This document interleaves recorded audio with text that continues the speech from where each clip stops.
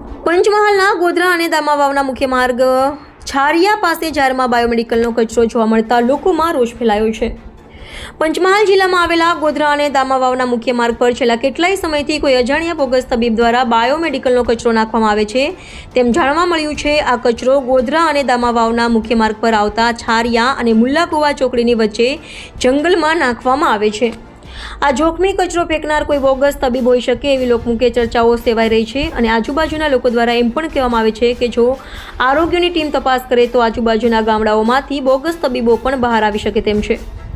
આ બાયોમેડિકલના કચરાનો યોગ્ય નિકાલ કરવામાં નહીં આવે તો તેનાથી આજુબાજુના વિસ્તારમાં વસવાટ કરતા અને રસ્તા પર જતા આવતા માણસોને અને જંગલના જાનવરોને સાથે પર્યાવરણને મોટું નુકસાન થઈ શકે તેમ છે અને તેનાથી રોગો ફેલાવાનો ભય પણ રહેલો જોવા મળે છે।